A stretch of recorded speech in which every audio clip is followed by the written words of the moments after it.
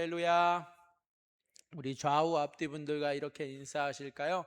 오늘 인사가 좀 깁니다. 그런데 생각하시면서 하면 어렵지 않아요. 끊어서 갈게요.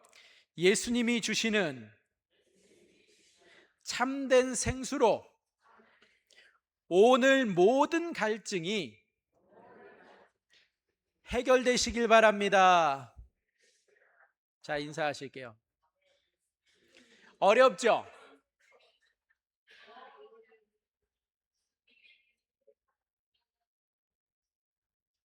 짧게 요약해드리면 이렇습니다. 예수님으로 해결되시길 바랍니다. 아멘. 여러분들의 인생의 갈증은 생수이신 예수님으로 해결되기 때문에 예수님으로 해결되시길 바랍니다. 오늘 오실 때에는 갈증으로 가득히 오셨을지라도 해결되지 않는 그 무엇으로도 채워지지 않는 그 아픔과 고민을 걱정을 가지고 오셨다 할지라도 돌아가실 때에는 우리의 영원한 생수가 되어주시는 예수님으로 충만하게 채워주고 충족되어 고민 없이 찬양을 부르면서 돌아가시는 저와 여러분이 되시기를 주님의 이름으로 축복합니다.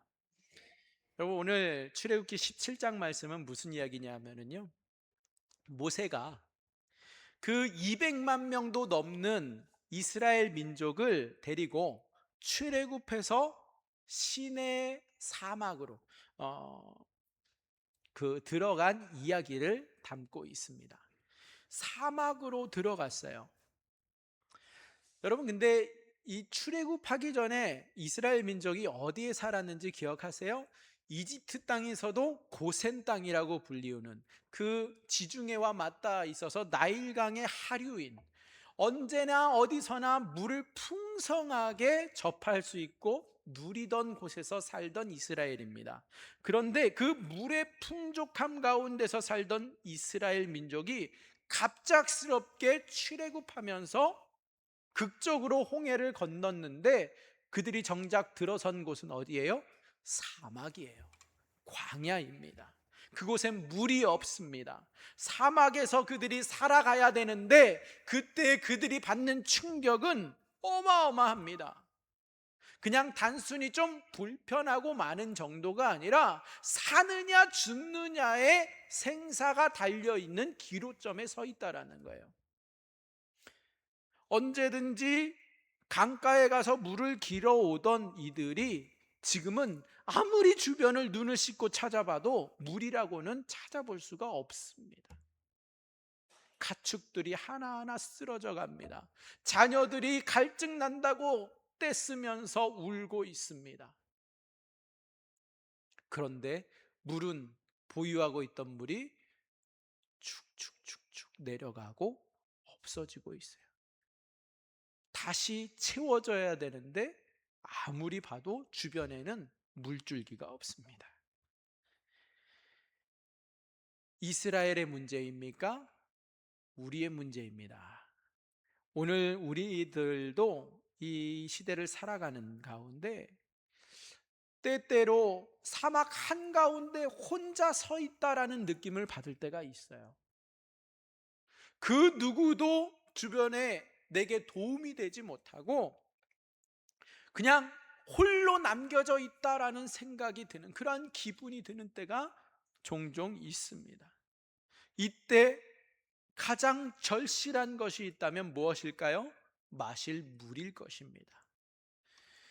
그런데 안타깝게도 오늘 현대인들에게도 마실 물이 없습니다.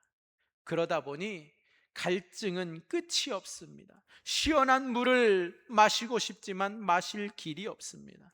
내 인생의 삶을 살아갈 때에 꼭 필요한 것이 있다면 물인데, 이 물은 그냥 단순히 수돗물을 말하는 게 아닙니다. 마실 생수를 말하는 것이 아니라 내 자신의 인생을 뒷받침해 줄 수 있는 에너지를 말하고 내 자신의 능력을 말하고 내 자신의 삶 그 자체를 말합니다. 그런데 점점 우리 현대인들도 도시라고 하는 곳에서 살아가고 있지만 이 도시가 사막과 다를 바 없는 도시의 사막 한가운데에서 내 인생에 꼭 필요한 그 물을 마시지 못하고 살아가고 있습니다.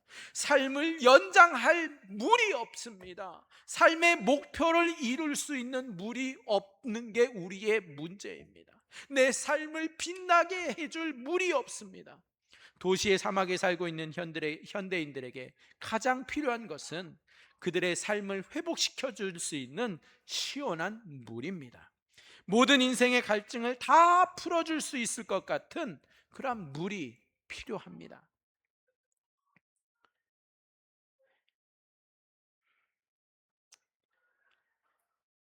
인생을 좀 편안하게 할 만한 물을 찾지 못하고 헤매고 있습니다. 우리의 인생의 고통을 멈춰줄 그 물을 찾고 있지만 정작 그 물을 찾지 못해 고난 중에 있습니다. 우리 인생의 시련을 그치게 할 만한 물을 못 마시고 살아가고 있습니다. 그래서 현대인들은 도시의 사막 한가운데 매일같이 목이 말라서 비틀거리며 인생을 살아갑니다. 여러분, 진짜 물을 못 마시고 살아세요? 물을 참 많이 마시고 계시잖아요. 술도 많이 마십니다. 많은 음료들을 마시고 살아갑니다. 그런데 역설적이게도 결국 우리는 다 목이 말라서 비틀거리는 인생을 살아가고 있습니다. 한국 사회의 특징 중에 하나가 뭐냐 하면 퇴근 이후에 술을 마신다라는 거예요. 사람의 모든 신경과 이성을 마비시키는 그 폭탄주를 사정없이 마십니다. 폭탄주는요, 여러분, 마약과 동일한 역할을 합니다. 마약처럼 잔인한 술이 바로 폭탄주예요. 폭탄주는 그런 의미에서 마약입니다. 폭탄주는 그 효능이 마약과 다를 바 없어요. 마약은 불법이고 폭탄주는 합법이다 보니까 사람들이 가장 편하게 마시는 게 권하는 것이 폭탄주예요. 마약을 먹으면 비방을 받지만 폭탄주를 마시면 자랑을 주고받습니다. 폭탄주는 그런데요, 마약과 동일한 범죄입니다. 폭탄주를 권하는 자는 합법적으로 마약을 권하는 자와 똑같다라고 보시면 돼요. 아니, 마약보다 더 죄질이 나쁜 것이 폭탄주입니다. 자신의 인생도 불태우고 남들의 인생도 불태우는 것이 폭탄주입니다. 폭탄주를 먹는 자는 인생의 갈증을 해소해 보려고 마시지만 정작 그의 인생을 더욱 목마르게 만들 뿐입니다. 도시의 그 사막 한가운데서 폭탄주를 먹고 마시는 자는 끔찍한 갈증 가운데 속이 타들어가는 그 고통 속에서 쓰러지고 토하고 드러눕고 끝내 헛소리와 발광을 합니다. 여러분, 밤에 길거리 나가보시면 여기저기 쓰러져 있는 사람들 어렵지 않게 볼 수 있어요. 정상적으로 보이십니까? 근데 그들이 이상해서 그래요? 갈증 때문에 그래요. 인생의 그 무엇으로도 채워지지 않는 그 갈증 때문에 폭탄주를 마시고 미쳐버린 현대인들이 밤에 가득 차 있습니다. 인생의 목마름과 갈증을 풀어주는 진정한 물을 못 찾기 때문에, 마시지 못하기 때문에 그들은 퇴근 후에 밤만 오면 폭탄주로 인해 길거리에서 비틀거리며 끝내 쓰러지는 인생을 살고 있습니다. 여러분, 오늘 모세는 이집트 그 강줄기 옆에서 살았던 200만 명이 넘는 이스라엘 백성들을 데리고 홍해를 건너서 시나이 반도에 물이 없는 광야로 그들을 인도합니다. 거기에는 물이 없어요. 사막 생활은 심지어 이스라엘 백성이 경험해 보지를 않았어요. 처음이에요. 사막을 경험했던 것은 언제냐 하면 무려 400년 전에 그들의 조상들이 광야에서 정착해서 살 때가 마지막입니다. 그렇기 때문에 그들은 물이 부족한 생활을 해본 적이 없어요. 사막이 어떤 곳인지도 모르면서 그저 모세를 따라서 여기까지 왔을 뿐입니다. 그런데 물이 없다 보니까 이스라엘 전 국민이, 온 백성이 다 죽음을 앞두고 있습니다. 물이 없는 곳으로 데리고 오면 돼요, 안 돼요? 안 될 거 아니에요. 그런데 그들을 다 사막의 한복판에 데려다 놨어요. 미리 물이 있는지 없는지 알아보고 그 백성을 인도해야 될 거 아니에요. 그런데 모세는 하나님의 인도하심이다라고 말하고서는 그들을 물도 없는 곳으로 데리고 온 겁니다. 이 얼마나 무책임한 행동이라고 말할 수 있겠어요. 주변에 물이 조금도 없어요. 그리고 그들이 가지고 있는 물은 이 깊은 사막까지 들어왔는데 더 빨리 떨어지고 있어요. 물이 없으니까 처음에는 백성들이 황당합니다. 그런데 곧 인식하게 돼요. 뭘 깨닫게 됩니까? 아, 이게 그냥 조금 지난 뒤에 해결될 일이 아니구나. 그 순간 그 황당함은 분노로 변하게 돼요. 모세를 향한 그들의 눈빛이 분노로 이글거리게 됩니다. 이 무책임한 행동을 한 모세에게 그들은 당장 돌을 들어서 쳐서라도 그의 대가, 그 책임을 물어야 하겠다라는 생각이 온 이스라엘 민족의 생각이에요. 이러한 상황에서 모세는 얼마나 답답하겠습니까? 그 가운데 하나님 앞에 찾아와 엎드립니다. 하나님, 큰일 났습니다. 저들이 나를 돌로 쳐 죽이려고 합니다. 그때 하나님 뭐라고 말씀하세요? 이스라엘 백성의 장로들을 데려다가 백성들 한가운데를 지나서 너는 내가 보내는 호렙산으로 가라. 그리고 그 바위 앞에 서라고 말씀하세요. 근데 여러분, 지금 모세의 문제가 뭐예요? 백성들에게 물을 줘야 되는데 물을 얻어야 되는 거잖아요. 그의 해결책은.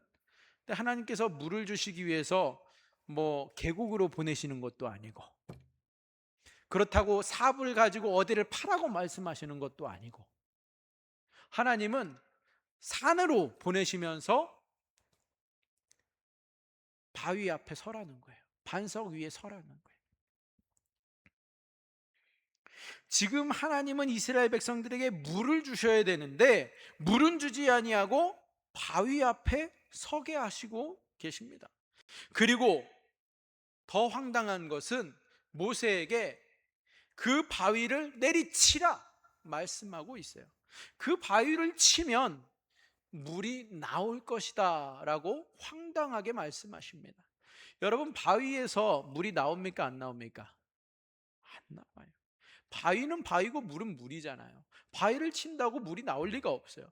심지어 그 바위는 뭐 200만 명이 한꺼번에 마실 수 있는 큼지막한 바위도 아니고요. 거기서 설령 물이 나온다고 한들 저 많은 사람들이 마셔야 될 물이 충분히 나오겠냐고요. 나오면 얼마나 나오겠습니까? 그 바위의 크기만큼만 물이 나오더라도 몇 사람 마시고 나면 없어질 물이에요. 이 많은 이스라엘 민족이 마실 물이 안 된다라는 거예요. 그런데 모세는 이 이스라엘 백성들에게 가장 필요한 물을 주지 못해서 결국 지도자로서 자질의 문제가 생겼고요. 백성들의 그 분노 때문에 자칫하면 죽어야 할 운명이 되었습니다. 이스라엘 백성들은 이러한 중요한 시기에 실수를 한 모세를 그냥 계속 지도자로 놔두지 않을 것입니다. 이제 모세를 돌로 쳐 죽이고 이제는 그 어떠한 하나님의 종이라 할지라도 그에게 모든 권한과 실권을 다 빼앗아서 백성들을 물 없는 곳으로 인도한 대가를 톡톡히 치르도록 해야 한다고 그들은 목소리를 내고 있어요. 모세는 이스라엘 백성들을 살리는 자가 아니라 갑자기 하루아침에 모든 이스라엘 백성을 물 없는 곳으로 인도하여 죽이는 자가 되어버렸어요. 이스라엘 역사 가운데 가장 끔찍한 지도자라고 오명을 남길 상황에 있습니다.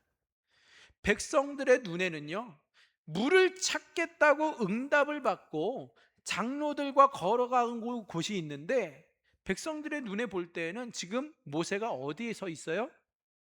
고작 바위 앞에 서 있어요. 여러분, 객관적으로 보세요. 백성들이 뭐라고 생각할 것 같아요? 야, 모세가 이 무더위에, 이 폭염에 좀 맛이 간 것 같다. 좀 제정신이 아닌 것 같다. 그런 생각 안 들겠어요? 물을 찾으러 가려면 낮은 곳으로 가야 될 거 아니에요? 근데 높은 곳으로 올라가고 있는 모세가 이해가 되겠냐고요. 그런데 혼자 갑니까? 옆에 민족의 지도자들인 장로들을 데리고 가요. 그러면 백성들은요, 야, 모세가 좀 맛이 갔으면 장로들이라도 정신 차려가지고서 도시락 싸들고는 쫓아다니면서 말려야 될 거 아니냐, 그러한 생각이 들지 않겠어요? 그런데 그저 모세를 졸졸졸졸 따라다니면서 옆에 서 있는 그 장로들의 모습을 보면 너무나도 초라하기 짝이 없습니다. 그러한 말을 믿고 장단을 맞추고 있는 모세 주변에 서 있는 장로들의 모습이 너무 초라해 보이는 거예요. 모세가 이성을 잃고 판단을 잃었으면, 잘못된 길로 가고 있으면 바로 잡아줘야 되는 것 아니냐라고 말합니다. 이러한 지도부들의 행동을 보면 백성의 마음은요, 막 안 그래도 갈증으로 힘들어 죽겠는데 안에서부터 천불이 나니까 막 더 갈증이 심해지는 느낌을 받아요.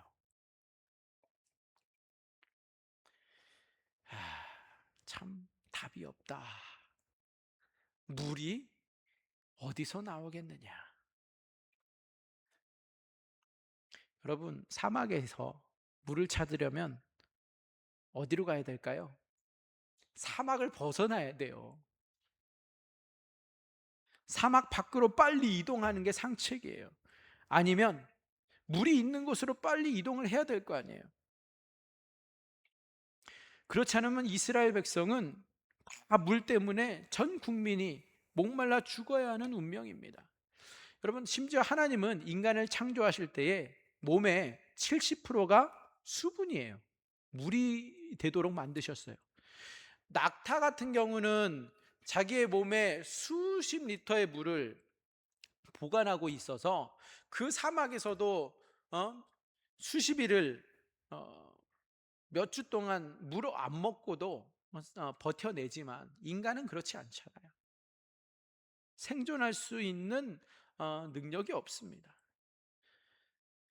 날씨가 더우면 더 버티기 힘듭니다. 하나님은 이처럼 물을 자주 마시도록 인간을 창조하셨어요. 그리고 하나님께서는 처음에 인간을 창조하셨을 때에 어디에 살게 하셨어요?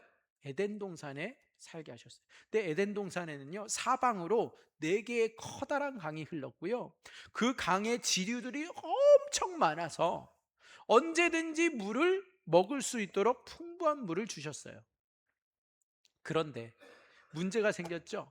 인간이 죄를 짓고 하나님을 대적하고 하나님보다 더 높아지려고 선악과를 따먹고 난 뒤에 에덴 동산에서 쫓겨났습니다. 이제 인간들은 스스로 자신을 위해서 물을 들고 다녀야 되는 인생이 되었어요. 자신들이 물을 직접 찾아 다녀야 되는 인생이 되고 말았습니다. 인간들에게 죄로 마음이 가득 차고 난 뒤에는 이제 인간들은 물을 걱정해야 하고 인생을 살게 되었습니다. 자신들이 물을 직접 찾아야만 합니다. 그리고 세상의 물을 아무리 들이키고 마셔도 자신들의 그 깊은 내면의 갈증은 해결되지 않는 그러한 이중 고통을 받게 됩니다. 인간들이 느끼는 그 갈증의 고통은 단지 물뿐이 아니에요. 단지 물의 목마름뿐이 아니라 삶의 목마름을 느끼고 있다라는 겁니다. 죄악이 가지고 온 그 갈증은 이제 그 어떠한 물로도 해결되지 못하기 때문에 그렇습니다. 이 죄악에 대한 결과의 갈증은, 인생의 갈증, 그 삶의 갈증은 단순히 목마름의 갈증이 아니에요. 아무리 냉장고에 그 시원한 물을 우리가 들이켜도 죄를 지은 인간들은 계속되는 그 인생의 갈증을 엄청 느끼며 고통스러워하며 살아갑니다. 그래서 퇴근 이후에 몰려오는 그 스트레스, 그 허탈감이 심한 갈증을 일으키다 보니까 그것을 술로 풀게 되는 거예요. 그 술은 그런데요, 여러분, 아무리 마셔도 그 폭탄주는 내 안에는 갈증을 해결할 수 있는 능력이 없어요. 그 힘이 없어요. 그 폭탄주는 오히려 갈증을 파괴하는 것이 아니라 내 안의 내면을 파괴하고 내 영혼을 파괴하고 내 마음만 무너뜨릴 뿐입니다.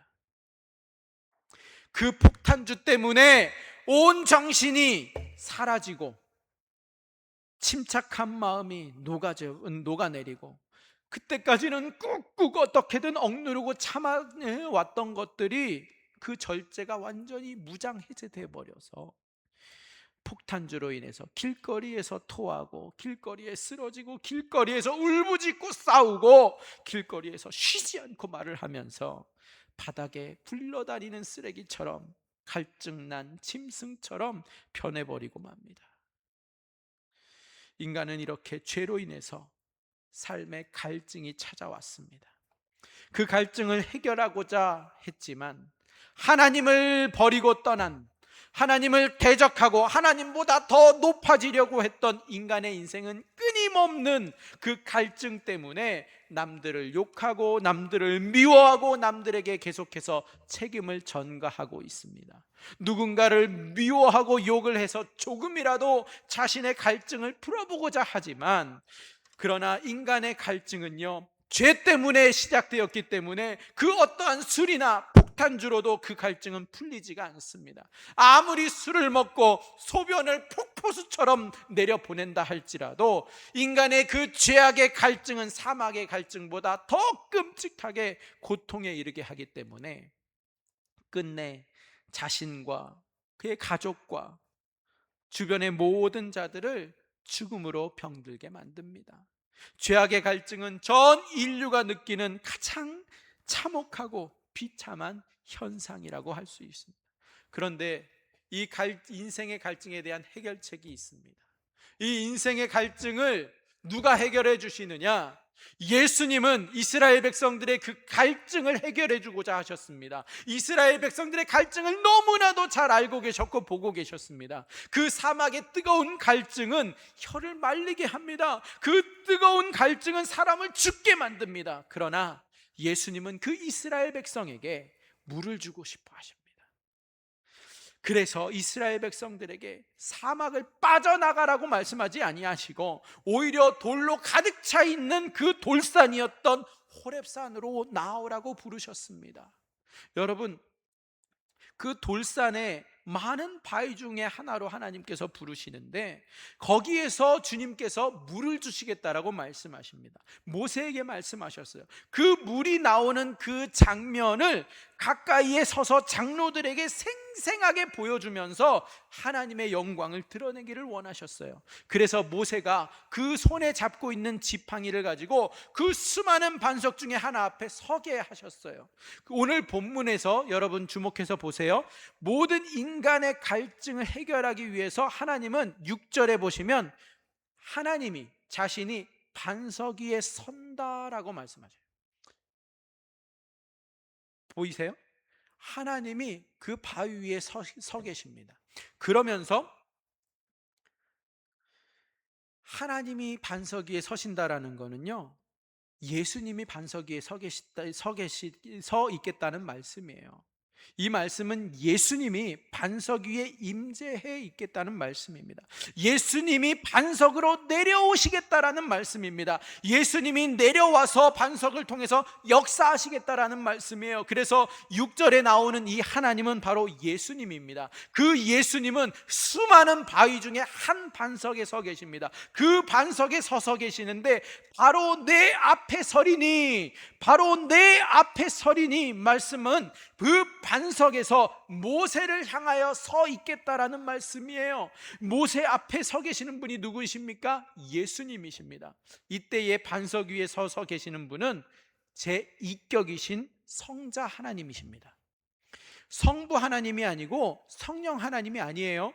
오직 구약에 인간의 눈에 나타난 모든 하나님은요, 바로 제2격이신 성자 하나님이십니다.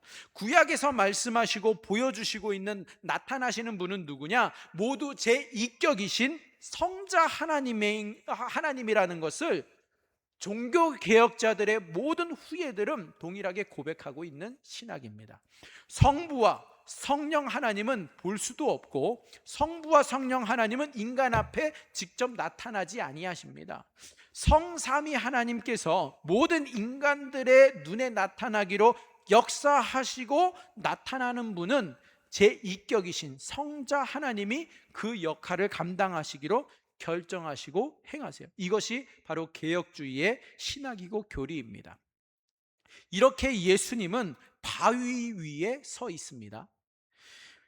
여러분, 그런데 예수님은 왜 바위 위에 서 계시는가? 이게 중요해요. 오늘 말씀 6절에 바위 위에 서 계시는데, 왜 예수님이 바위 위에 서 계시느냐? 바로 자신이 바위와 하나 되게 하기 위해서입니다.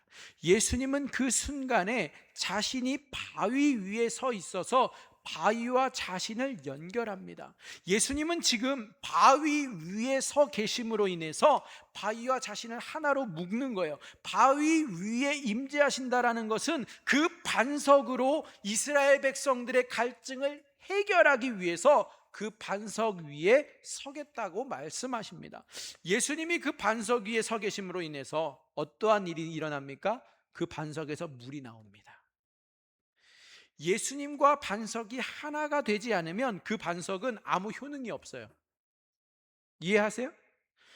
예수님이 어디 계시는가가 왜 중요하느냐? 예수님이 어디 계시느냐에 따라서 모든 문제를 해결할 수 있느냐 없느냐가 결정되기 때문에 그래요. 예수님이 지금 만약에 나일강에 서 계신다면 이스라엘 백성은 나일강으로 나가야 돼요. 근데 예수님은 지금 나일강에 서 계시지 않으세요? 나일강으로 돌아가야 될 거 아니에요. 예수님이 나일강에 서 계시면. 예수님이 만약에 지금 시내 반도의 바깥쪽에 있는 오아시스에 서 계신다, 그러면 이스라엘 백성은 다 그쪽으로 나아가야 됩니다.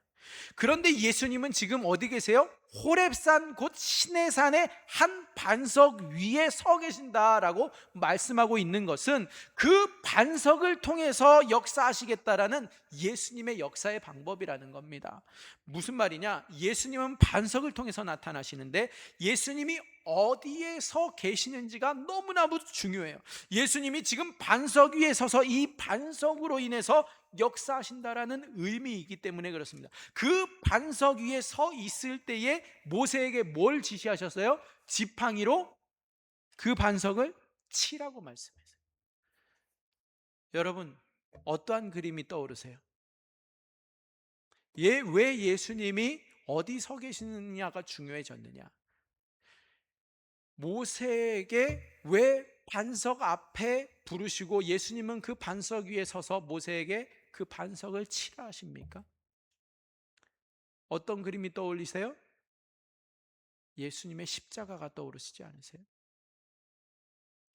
예수님이 서 계시는 그 반석에 물이 흐르게 됩니다.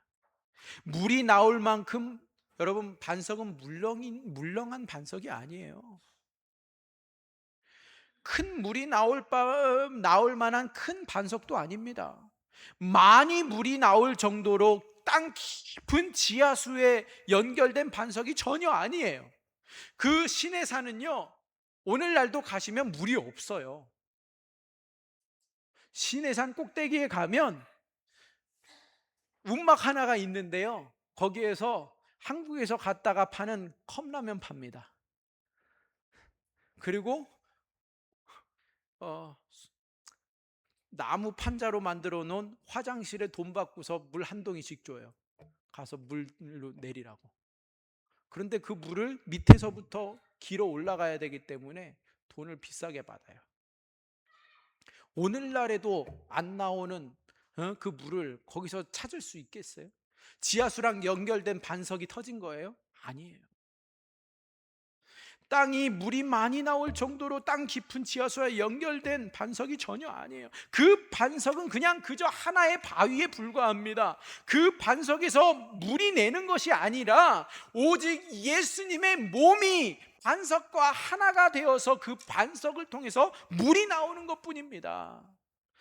반석의 능력이 아니에요. 예수님의 능력입니다.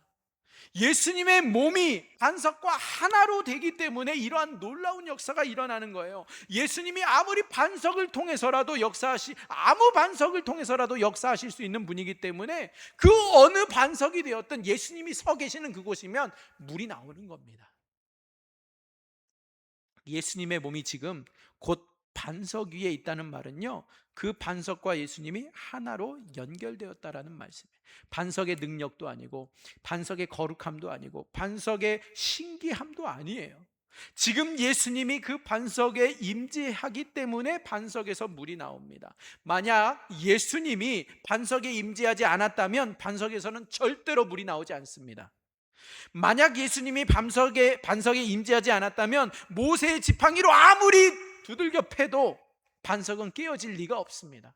어떻게 그 약한 지팡이가 그 단단한 바위와 반석을 깨트리고 부셔버릴 수가 있겠어요? 전혀 그럴 수가 없죠. 예수님이 임재하시기 때문에 반석이 깨지는 것이고 예수님이 임재하시기 때문에 반석에서 물이 나오는 겁니다. 예수님은 이스라엘 백성들에게 물을 주시기 위해서 지금 호렙산의 그 수많은 반석 중 하나에 임재하셨어요. 그렇게 임재하셔서 이스라엘 백성들에게 물을 주시기를 원하셨어요. 그래서 5절 말씀에 보면 나일강을 치던 내 지팡이를 손에 잡고, 나일강을 치던 내 지팡이를 손에 잡으라. 그리고 6절에서 그 반석을 치라 말씀하십니다. 그러면 물이 나옵니다.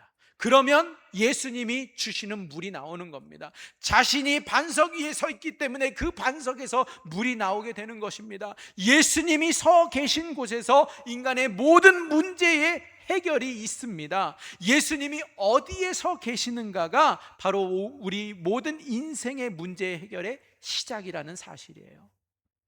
예수님이 이스라엘 백성들의 고통을 아시고 그 문제를 해결하기 위해서 친히 바위 위에 임재하십니다. 그리고 그 반석이 깨어지면서 많은 물이 흘러 쏟아지게 해주세요. 그 예수님이 반석이 아니라면 도무지 일어날 수 없는 일이에요. 이러한 일은 이스라엘 백성들을 위해서 반석에 서 있기 때문에 일어난 일입니다. 예수님은 곧 하나님 아버지와 동일하신 분이세요. 그분 안에, 예수님 안에 하나님이 계십니다. 예수님은 반석이나 돌이나 그 무엇을 통해서도 물을 주실 수 있는 유일하신 전능자이십니다. 그분이 자신의 백성들이 물이 없어서 갈증을 느끼고 있기 때문에 자신의 백성들을 위하여 친히 물을 주시기를 원하셔서, 그래서 예수님은 반석에서 물을 내시는데, 예수님께서 임재하신 곳은 온 인류가 필요한 모든 것을 주실 수 있는 분이에요. 인류가 필요로 하는 모든 것은 다 예수님만이 공급하실 수 있습니다. 조그만한 그 반석에서 어떻게 200만 명, 아니 300만 명이나 되는 그 어마어마한 물을 내어서 마실 수 있겠습니까? 이 물은 그냥 단지 몇 시간 나오다가 중단되는 물이 아니에요. 이스라엘 백성들이 거기 르비딤이라고 하는 곳에서 거하는 동안에, 그곳에 그들이 장막을 치고서 머물고 있는 동안에 계속해서 끊임없이 나왔어요. 이 며칠이 되었든 몇 날이 되었든 그들이 있는 동안은 주님께서 그들에게 물이 계속 흘러나오게 하셨어요. 이 물은 그저 더럽고 냄새나고 뜨거운 물이 아닙니다. 탁한 물이 아니에요. 깨끗하고 시원하고 맛있는 물이에요. 이러한 물은 오직 예수님만이 주실 수 있습니다. 뜨거운 사막에서 주변에 전혀 물이 없고 단단한 반석에서 물이 콸콸 나오게 할 수 있는 분은 오직 예수님뿐이라는 사실입니다. 오직 예수님만이 자신의 전능하심으로 임재하셔서 모든 원하는 자들에게 물을 원도 없이 한도 없이 시원하게 해 주실 수 있습니다. 예수님은 모든 자들에게 시원한 영생수를 줄 수 있는 전능하신 하나님이십니다. 아멘.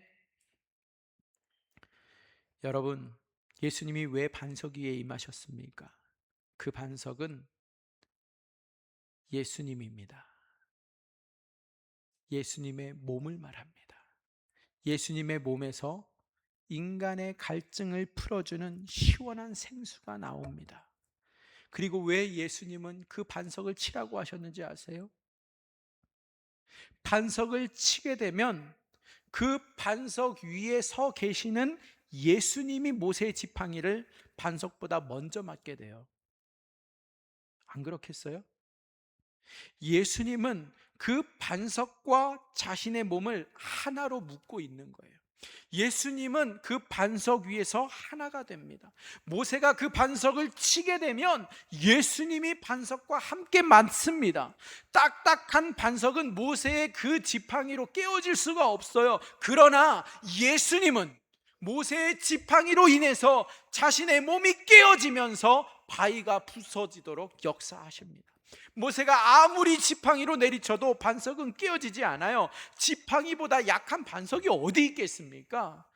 상식적으로 납득이 되지 않잖아요. 그러나 그 반석은 바로 예수님의 몸이기 때문입니다.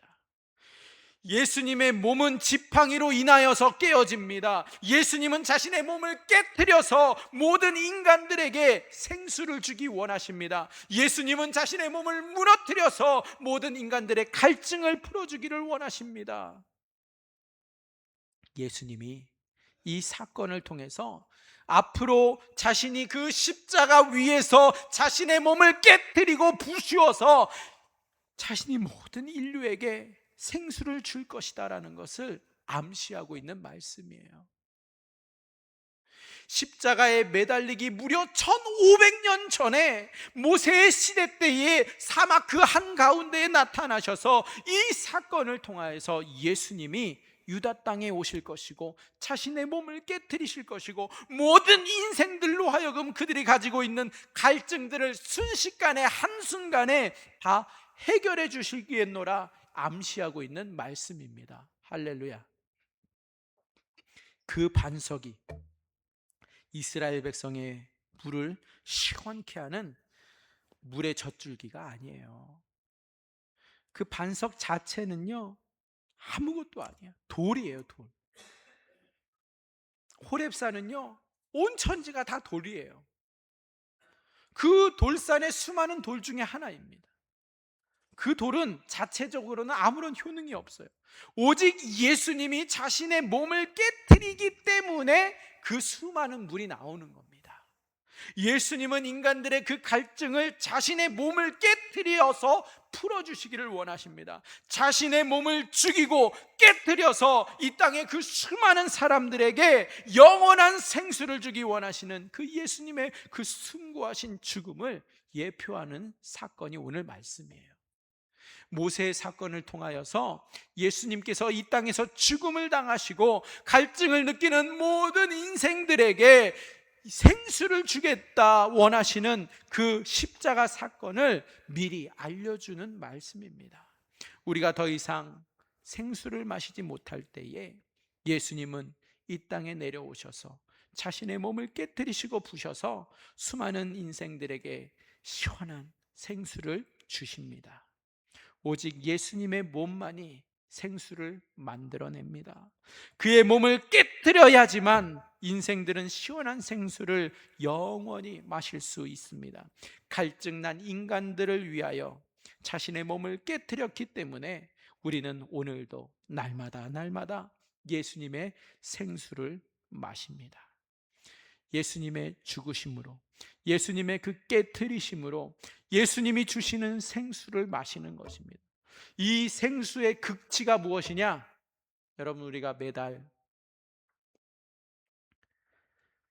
참여하고 있는 성찬식입니다. 성찬식은 우리가 날마다 예수님의 죽으심으로 생수를 마시고 있다라는 것을 고백하는 우리의 간증이고 우리의 고백입니다. 예수님의 피로 삽니다. 예수님의 보혈로 먹고 삽니다.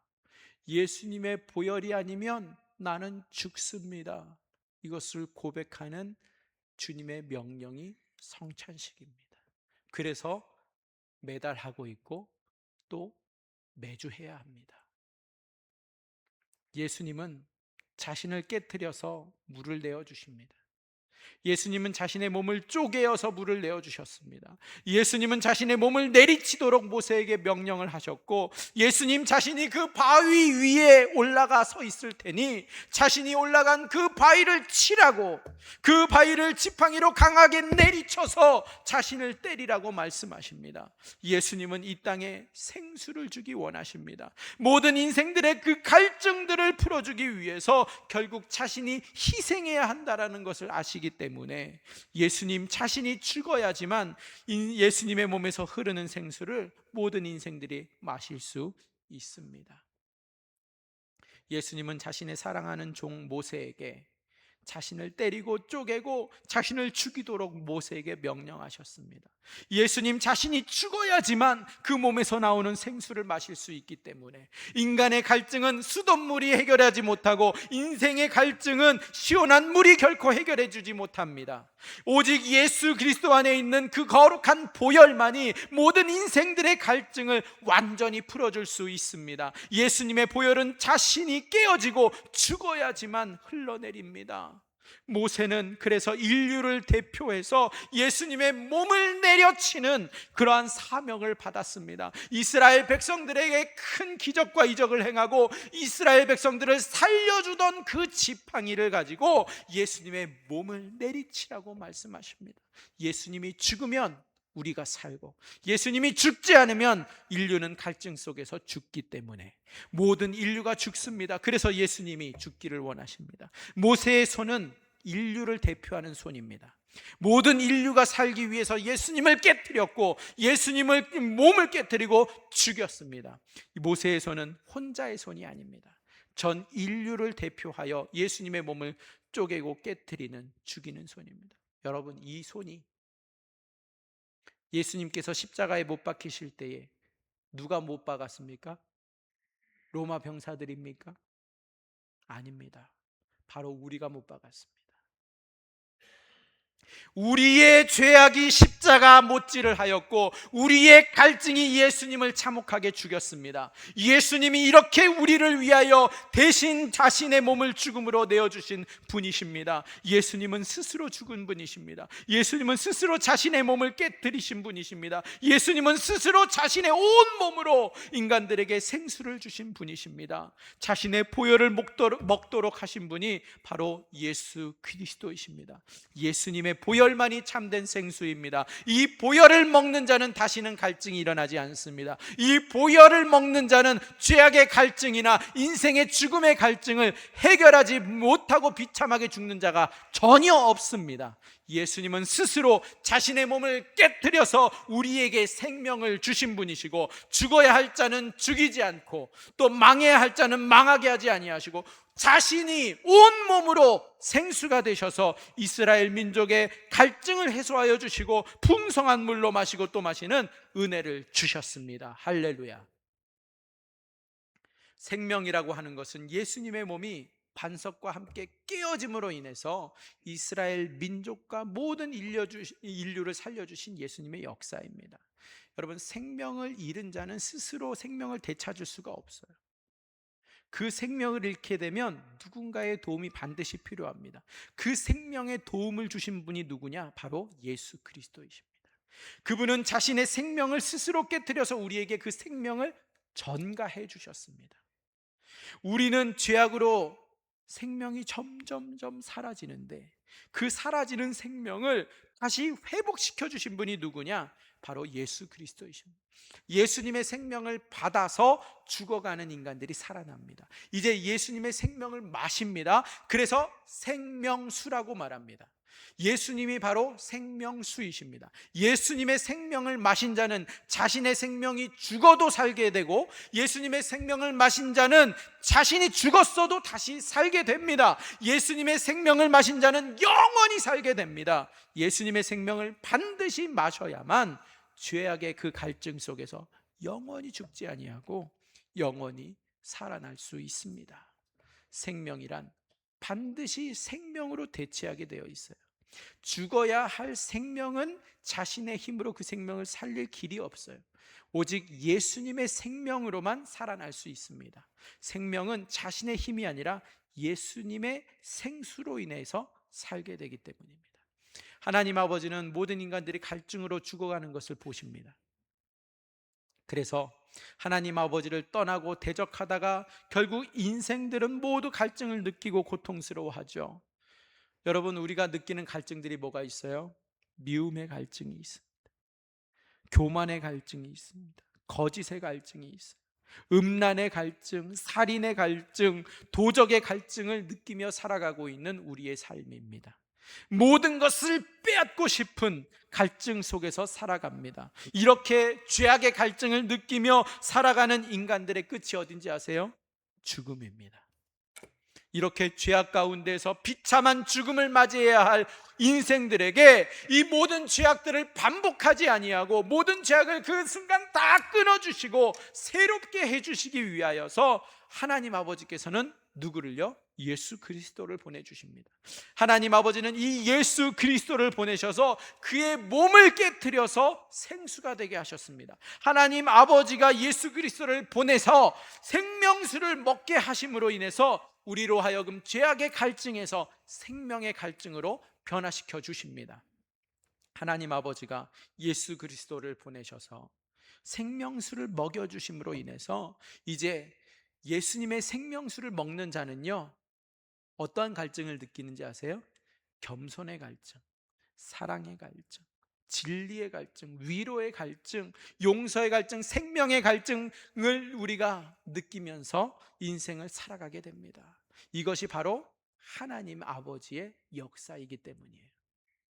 하나님 아버지가 이 죄악의 갈증에 빠진 인간들에게 예수 그리스도를 보내지 않았더라면 모든 인류는 다 갈증 속에서 죽습니다. 그러나 인간이 타락하고 갈증을 느끼기도 전에 모든 것을 이미 아시는 주님께서 예수 그리스도를 보내시겠다고 사전에 준비하시고 이제 모세가 이스라엘 민족을 시내 반도의 사막으로 인도해서 물이 없던 그때에 예수 그리스도를 내가 너희에게 보내주겠다라는 약속을 이루시기 위해서 예수님이 오시기도 1500년 전에 바위를 쪼개서 예수님의 몸이 쪼개어짐으로 인해서 생수를 주시겠노라 약속을 하시고 그 이후에 1500년 후에 예수님께서 오셔서 이 약속을 이루도록 언약의 성취를 이루어 주십니다. 말씀을 정리합니다. 이스라엘 백성들은 사막 한복판에서 물을 구할 수도 없고 물을 맛볼 수 없는 곳에서 물을 맛보게 됩니다. 할렐루야. 물이 얼마나 달고 맛있는지 그 물천국이었던 이집트의 물맛이 좋기로 유명하지만 사막에서 주님께서 주시는 물과는 비교가 되질 않습니다. 물이 차가웠어요. 물이 맛있었습니다. 물은 끊임없이 계속 흘렀어요. 물이 흐르는 그 호렙산을 지켜보고 있으니 그 산은 돌산인데 그 산에는 나무가 전혀 없어요. 그 산의 한 반석은 계곡에 있지도 않아요. 그 반석은 별로 크지도 않았고 땅으로 연결되어 있지도 않았어요. 그 사람의 키만한 반석이었습니다. 그 반석이 계속해서 쉬지도 않고 물을, 파랗고 하얀 물을 끊임없이 뿜어내는 거예요. 엄청난 양의 물이 흘러서 이스라엘 백성들이 머물고 있는 그 장막들 사이사이로 흘러서 지나갑니다. 예배 마치고 나면 여러분 나가실 때에 아이들 보실 거예요. 시원하게 폭염 속에서도 물놀이하는 아이들을 보시게 될 거예요.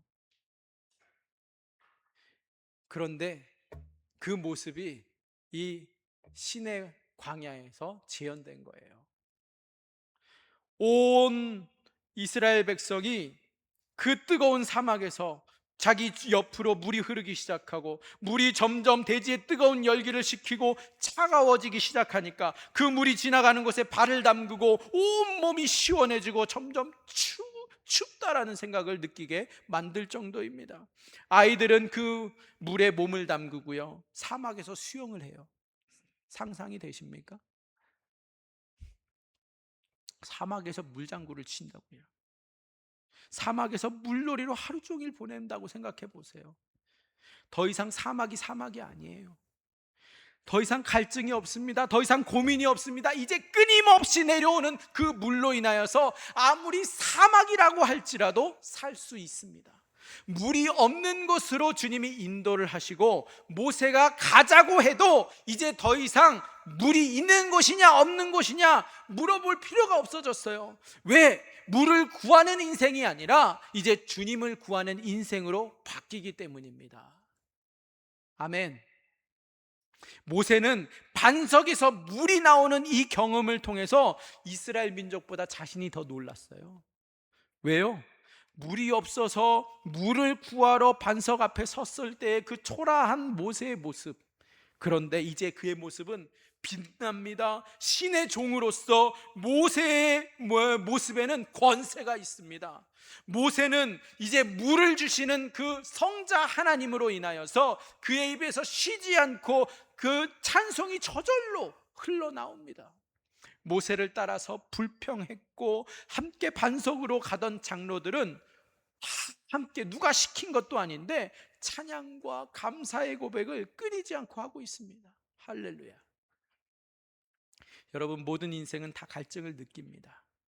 심한 갈증을 폭탄주로 풀어보고자 애쓰지만 끝내 폭탄주는 사람을 짐승으로 만듭니다. 폭탄주는 허가받은 마약입니다. 이 세상을 가장 나쁘게 만드는 것은 폭탄주입니다. 폭탄주를 권하는 자, 마약을 권하는 자보다 더 죄질이 나쁘고 더러운 자입니다. 사람을 짐승으로 만들어서 갈증을 해소하고자 합니다. 여러분, 폭탄주는 인간의 이성을 마비시킵니다. 인간의 윤리를 마비시키고 인간의 도리를 마비시킵니다. 인간들은 폭탄주를 마시고 짐승이 돼서 자신의 갈증을 해소하고자 하지만 인생의 갈증은 해소되는 것이 아니라 더 심해질 뿐입니다. 그러나 예수님은 이러한 인생들의 고민을 아시고 누가 요청하기도 전에 스스로 인류를 구하러 이 땅에 영원한 생수를 가지고 오십니다. 자신의 몸을 깨뜨리셔서 모든 인류에게 생수를 주시고자 이 사막보다 더 환량한 땅에 모든 영광을 버리고 이 땅에 오십니다.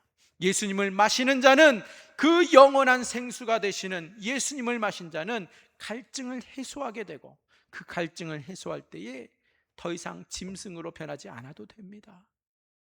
예수님께서 주시는 생수는 고통을 잠시 잊게 해주는 폭탄주가 아니에요.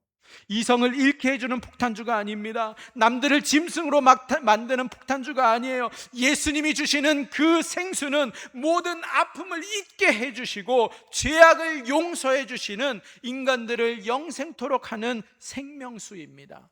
이것을 마시면 기분이 좋아지고, 이것을 마시면 더 이성적이고, 이것을 마시면 더 지혜롭게 됩니다. 예수님은 모든 인류에게 유일한 생명수이십니다. 다른 물로는 생명을 줄 수 있는 물이 없습니다. 오직 예수님의 몸에서 나오는 그 물만이 인간들의 모든 죄와 아픔을 끊을 수 있습니다. 이제 누구든지 예수님의 몸에서 나오는 그 영원한 생명수를 마실 수 있습니다. 값이 없습니다. 제한적이지 않습니다. 누구든지 예수님께 나와서 그분이 주시는 생명수를 거절하거나 외면하거나 무시하지 아니하고 진실된 마음으로 받아들이기만 하면 예수님의 생명수를 누구든지 먹을 수 있습니다. 배운 자만이 먹을 수 있는 것이 아닙니다. 돈 있는 자만이 먹을 수 있는 것이 아닙니다. 권세 있는 자들에게만 허락된 것이 아닙니다. 의로운 자라고 먹을 수 있는 것이 아니고, 아무리 죄가 많아도, 아무리 그 죄악의 질이 나쁘고 끔찍하다 할지라도 예수님 앞에 나오면 마실 수 있습니다. 이게 복음입니다. 모든 인류를 위해서 베풀어 주신 생명수입니다.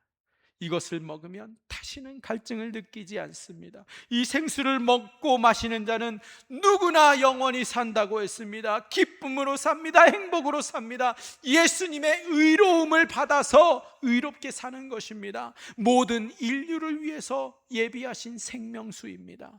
그러나 외면하거나 거절하는 자는 영원한 갈증 속에서 폭탄주를 먹고 짐승처럼 변해버린 인생으로 영원히 살 수밖에 없습니다.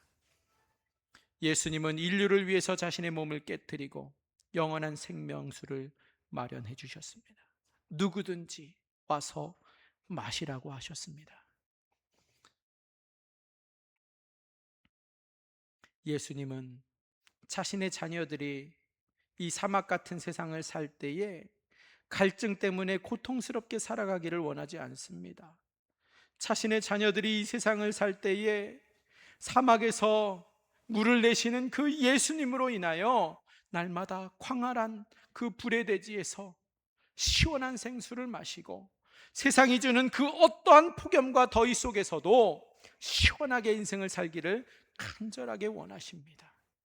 자신의 몸을 깨뜨려서 자신의 자녀들에게 생수를 주기로 정하시고 그것을 이루셨는데, 여러분, 예수님이 무엇이든 아끼시겠습니까? 무엇이든 주님께서 해결해 주고 싶지 아니하시겠습니까? 바로 이러한 예수님의 생수로 인해서 예수님의 자녀들은 자신들이 살고 있는 장소가 그곳이 어디가 되었든 더 이상 신경을 쓰지 않아도 됩니다. 자신들의 환경이 얼마나 나쁜지, 자신들이 처한 상황이 얼마나 힘든 것인지, 얼마나 덥고 메마르고 고통스러운지 이제 그들의 주어진 환경을 바라보지 않습니다. 왜요? 이제는 예수님의 생수가 어디 있는지를 찾기 때문입니다. 그 생수를 찾아가는 인생이 삽니다. 시원한 생수가 콸콸 나오는 곳이라면 그 땅이 불타는 대지가 되었든 그 땅이 메마른 땅이 되었든 사막 한복판이 되었든 지옥 한가운데라도 더 이상 신경 쓸 필요가 없습니다. 왜요? 그것이 중요하지 않기 때문에. 시원한 영생수가 되시는 주님이 어디 계신가가 중요합니다. 시원한 영생수가 되시는 주님을 찾는 것이 우리의 인생의 갈증을 해소하는 방법입니다. 예수님은 우리에게 그냥 물을 며칠만 주시고 끊으시는 것이 아니라 우리의 남은 인생 내내 주님께서는 물을 주시는 분이십니다. 영원토록 생수를 주신다고 말씀하십니다. 이제 예수님을 믿는 우리는 이 세상의 환경이 메마르고 거칠고 뜨겁고 차올라 정말 생명들을 다 앗아가는 대지라 할지라도 예수님의 자녀들은 언제나 사막에서 생수를 주시는 예수님의 생명수로 인하여 만족하며 배부르며 시원한 인생을 살게 될 줄 믿으시기 바랍니다.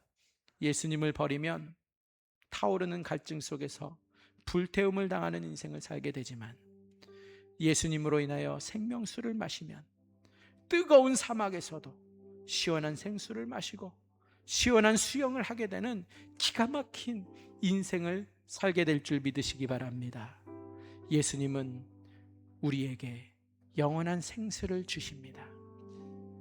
오늘 주일 예배를 통하여서 생수의 근원이 되시는 예수님을 만나시고 그 생수를 주시는 하나님 아버지께 경배를 드리고 그 생수를 먹고 마시는 자는 다시 세상에 나가서 일을 하고 다시 세상에 나가서 사막을 지난다 할지라도 예수님의 생수로 인하여서 기뻐하는 삶을 살게 될 줄 믿습니다. 우리의 생수의 근원은 주일 예배입니다. 주일 예배를 통하여서 생수를 잃어버린 인생에서 이제는 생수를 찾는 인생이 되시는 예수 그리스도로 살아가시는 저와 여러분이 되시기를 주님의 이름으로 축복합니다. 하나님 아버지 감사합니다. 우리의 인생의 그 사막 가운데 우리의 인생의 갈증을, 삶의 갈증을 해결하지 못하여 헤매고 있던 우리에게 자신이 반석 위에 서서 내리치라고 그 반석을 쪼개서 생수를 주심과 같이 십자가에서 자기의 몸을 깨트려 우리에게 보혈로 영원한 생수를 주신 주님을 오늘 말씀을 통하여 보게 하시니 감사합니다. 이번 한 주간도 우리의 인생의 환경을 보는 것이 아니라 예수님이 어디 계시는지, 예수님이 어디로 부르시는지, 예수님만 찾는 인생으로 예수님의 생명수로 날마다 만족하며 누리는 우리 모두 되게 역사하여 주시옵소서. 그렇게 역사하실 주님을 찬양하며 감사하며 예수님의 이름으로 기도합니다. 아멘. 다 같이 일어나셔서